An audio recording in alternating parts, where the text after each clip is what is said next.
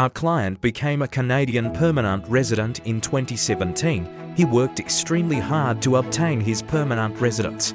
He successfully established himself in Canada. In 2019, he got married, and in 2020, he and his wife were blessed with a baby girl. His wife also became a permanent resident of Canada.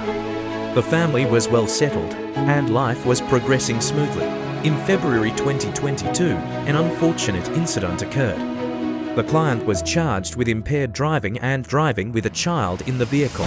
Although it was never his intention to drive that day, circumstances led to the incident and he was arrested and charged. He retained legal counsel and made significant efforts to contest the charges. However, the Crown did not withdraw the matter. He ultimately entered a guilty plea to impaired driving.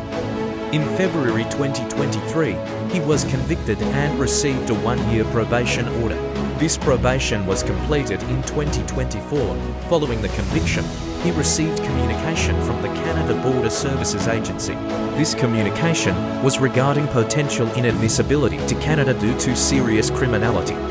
We prepared and submitted detailed representations to CBSA. These outlined his strong establishment in Canada, his family ties, and the hardship he and his family would face if he were removed to India. We also highlighted his remorse and rehabilitation, and the fact that the offence was prosecuted summarily. CBSA reviewed the submissions and ultimately set aside the inadmissibility concerns, allowing him to continue residing in Canada as a permanent resident. The client enjoys travelling. After his conviction, he continued to travel internationally.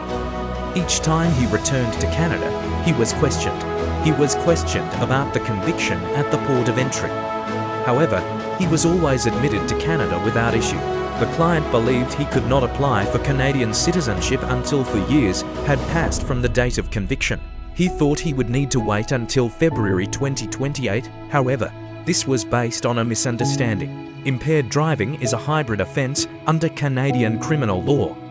In his case, the Crown proceeded summarily.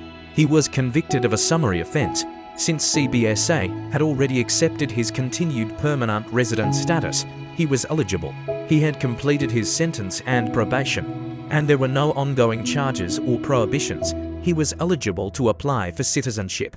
We submitted his citizenship application in January 2025. He subsequently completed biometrics, passed the citizenship knowledge test, and attended an interview.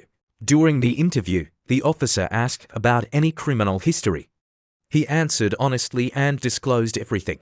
After the interview, he received a procedural fairness letter indicating potential concerns regarding his eligibility due to the criminal conviction.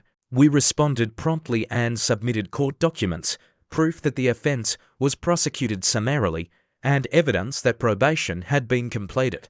Confirmation that all documents had already been disclosed at the time of application was also provided.